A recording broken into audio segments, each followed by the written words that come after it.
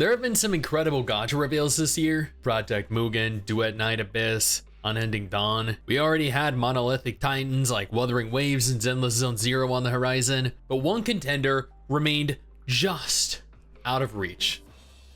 Until just a few days ago.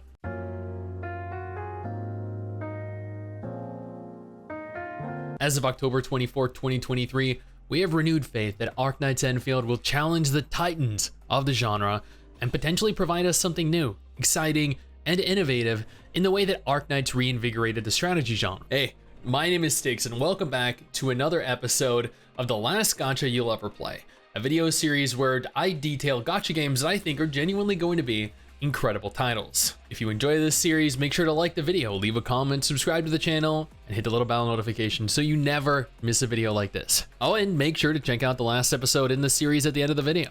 The games in this series could be absolutely incredible, so you'll want to remain up to date. Now, let's jump right in.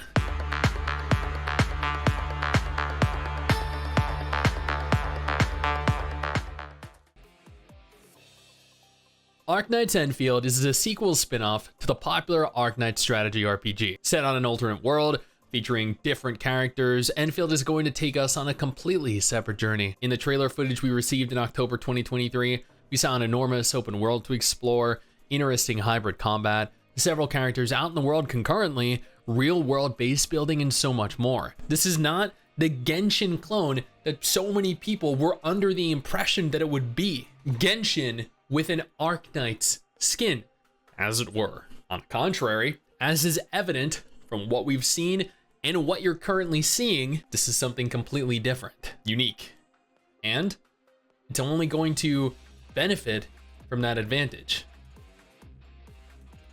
I'm an avid Arknights player. I've completed every map, I've completed every side mission, every event. Admittedly, I haven't 100%ed the game yet because the challenge modes are a little bit extreme at times, but I have poured in approaching 1,000 hours since starting it almost 2 years ago, which is why I think I can say personally, Arknights has a great narrative, a well-told story with deep, complex characters in a dark world, but 80% of the text could be removed and it would make just as much sense as it does now, with little to no loss in terms of lore or story. While I believe the devs will do a great job creating the same complex narrative that Arknights tells, I hope they understand that sometimes less is more. No, I'm aware you do see multiple characters out on the field, and that kind of makes it look like you're playing with other players, but you're not, which brings me to the next point. It is unconfirmed at present whether Endfield will feature multiplayer.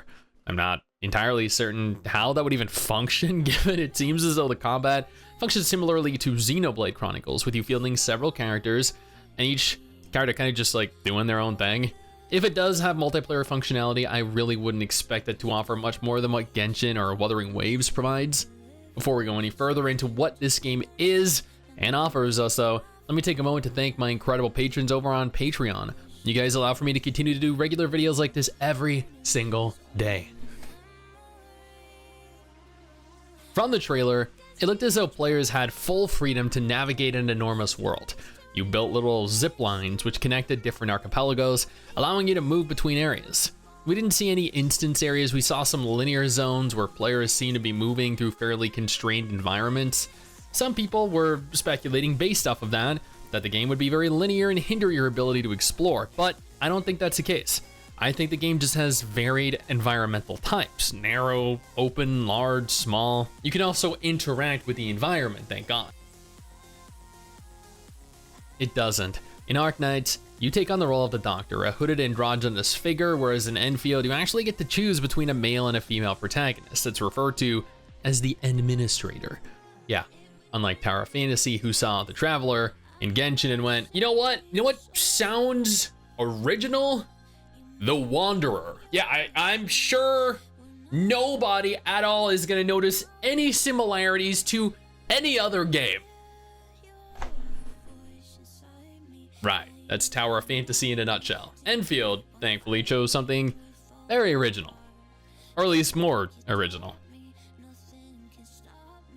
It's very difficult to discern that from the trailer, unfortunately. On the one hand, it doesn't have turn-based combat. It also doesn't look as though it has auto combat or tab target combat. What it looks like is a type of combat that is found in Xenoblade Chronicles. Now, I mentioned this earlier, where you technically have the ability to control your movement in combat. You can kite if you're using a caster or an archer, maybe group together several different melee if you're on an AoE character, and your unit just auto engages with basic melee. But all abilities are used, they're all controlled and targeted by you specifically, making the combat technically a type of hybrid combat, a mixture of action and auto. It looked and felt pretty good from what we saw, but we'll definitely need to see more before we make an opinion. Interestingly, yes, Arknights Endfield is going to be releasing fully cross-platform between PC and mobile, meaning you won't be forced to play it via an emulator. Like Genshin, Endfield will have full cross-platform functionality, allowing for you to play on any platform you want. It's also likely to have cross-platform saving, allowing you to continue playing on the same account via every platform, as opposed to some of its competition. Tower of Fantasy on PlayStation.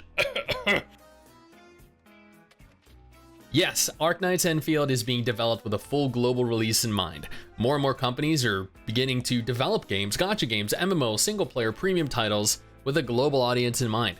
It isn't an exorbitant amount of additional effort, and it actually allows for potential increases in total earnings by magnitudes that are too large to ignore.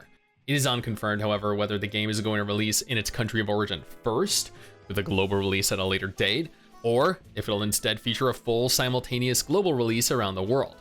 Given the overwhelming success of Arknights, however, I'd wager a guess that they're targeting all major markets simultaneously.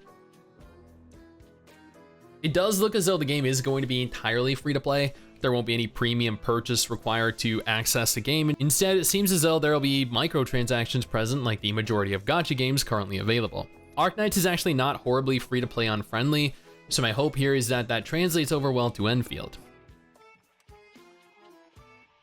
I'm going to be honest with you all here.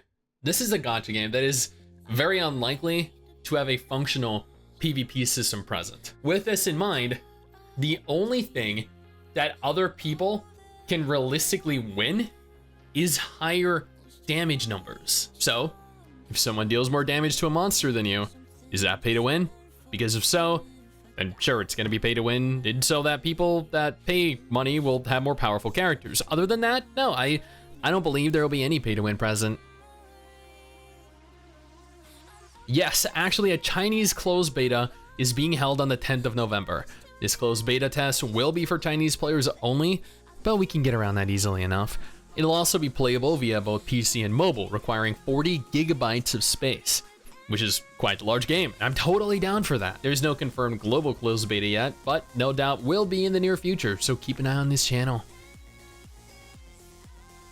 Unfortunately, Arknights Endfield does not have a confirmed release date specifically right now. People were speculating the game would release in 2023, but the studio went silent until literally just a couple days ago. However, given they're entering closed beta testing, it's definitely possible they're much further along in the development process than we were led to believe, which means the release might be sooner than we believed as well. And that's pretty much everything we know about Arknights Endfield right now in October 2023. More information might come to light in the coming months, and I welcome that.